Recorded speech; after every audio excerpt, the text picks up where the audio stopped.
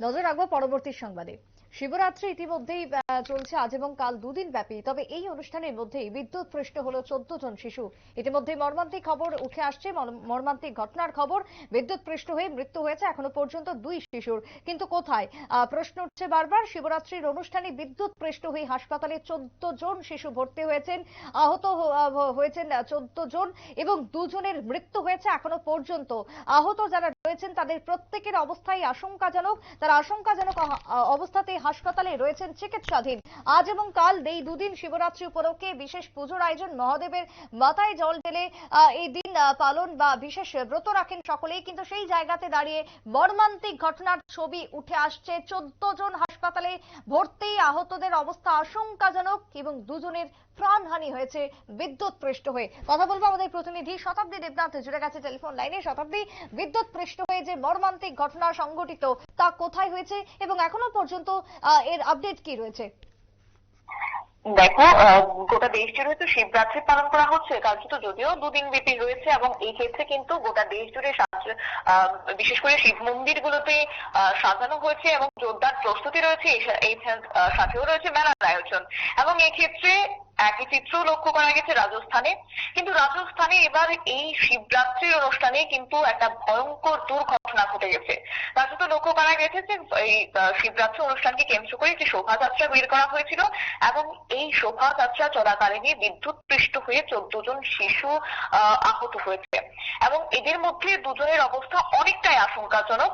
তবে যেমনটা খবর রয়েছে 2 জন অনেকটাই গুরুতর অবস্থায় রয়েছে। যদিও শুক্রবার রাজস্থানের কোটায় শিবরাত্রি উপলক্ষে আয়োজিত অনুষ্ঠানেই এমন ঘটনা ঘটেছে।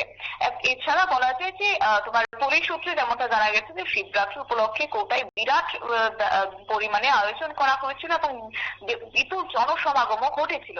আর তাতে কিন্তু শোভাযাত্রায় দুর্ঘটনাটি ঘটে। যদিও পুলিশ ইতিমধ্যে প্রাথমিক তদন্ত শুরু করেছে এবং প্রাথমিক তদন্ত ক্রমেই জানা যাচ্ছে যে শোভাযাত্রার সময় কোনো না কোনো ভাবে হাই টেনশন তারের সংস্পর্শে এসেছিল শিশুরা। আর এই হাই ভোল্টেজের বিদ্যুতের ঝটকায় কিন্তু তাদের শরীর একেবারে পুড়ে গেছে। তবে দুর্ঘটনাকে কেন্দ্র করে কিন্তু কার্যত গোটা এলাকা জুড়ে এক প্রকার চাঞ্চল্যকর পরিস্থিতি তৈরি হয়েছে এবং আহত 14 জনকে উদ্ধার করে পরবর্তী সময় তাদেরকে হাসপাতালে নিয়ে যাওয়া হয়েছে।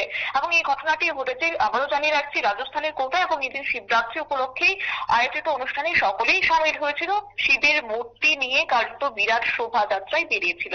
তাই সেখানে এই শোভাযাত্রায় বিপত্তি ঘটেছে, সেখানে হাই টেনশন তাদের সংস্পর্শে এসেছে শিশুরা এবং জানা গেছে কমপক্ষে 14 জন শিশু দগ্ধ হয়েছে। এবং পাশাপাশি এই বিষয়কে কেন্দ্র করে রাজস্থানের যিনি স্বাস্থ্যমন্ত্রী রয়েছে হীরালাল নাগর, তিনি জানিয়েছেন যে 14 জন শিশু বিদ্যুৎ পৃষ্ঠ হয়েছে এবং এদের মধ্যে 2 জনের অবস্থা অনেকটাই সংকটজনক। যদিও কিন্তু এখনো পর্যন্ত মৃত্যুর খবর কিন্তু পাওয়া যায়নি। আবারও জানিয়ে রাখছি, মৃত্যুর খবর আমাদের কাছে এখনো পর্যন্ত নেই। কিন্তু যেটা আপাতত যেটা সূত্র মারফত খবর রয়েছে, একজনের শরীর 50% দগ্ধ হয়েছে এবং আরেকজনের প্রায় তোমার 100% পুড়ে গেছে। তবে অত্যন্ত বিষয়টিকে তিনি দেখেছেন, নজরে নিয়েছেন এবং তিনি বলেছেন যে অত্যন্ত দুঃখজনক ঘটনা। 2 জন শিশু গুরুতর ভাবে আহত হয়েছে এবং চিকিৎসায় সমস্ত রকমের সহযোগিতার জন্য বিশেষ করে টিম তৈরি করা হয়েছে এবং পুলিশ আধিকারিকদেরও তদন্তের নির্দেশ দেওয়া হয়েছে গোটা বিষয়টিকে খতিয়ে দেখার জন্য। এবং এদিকে দুর্ঘটনার খবর পেয়ে তৎক্ষণাৎই হাসপাতালে ছুটে গিয়েছেন লোকসভার স্পিকার ওম বিড়লা এবং রাজস্থানের শক্তি এবং স্বাস্থ্য মন্ত্রী হীরালাল নাগর। অর্থাৎ আজকের যে ঘটনা তার সাথে একেবারে কিন্তু ভয়ানক ঘটনা। তবে এই ঘটনাকে কেন্দ্র করে কিন্তু আরো একটি স্মৃতি মনে আসে, কেননা আমাদের রাজ্যেও কিন্তু একই ঘটনা লক্ষ্য করা গেছিল।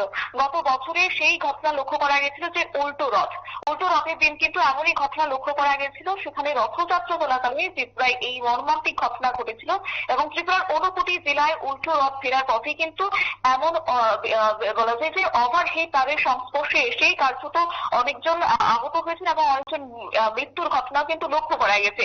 একই চিত্র কিন্তু পুনরাবৃত্তি কিন্তু হয়েছে রাজস্থানের ক্ষেত্রে। যদিও জানিয়ে রাখছি যে কিভাবে তারা এসেছে এই হাই ভোল্টেজ তারের সংস্পর্শে সেটা কিন্তু এখনোই জানা যায়নি।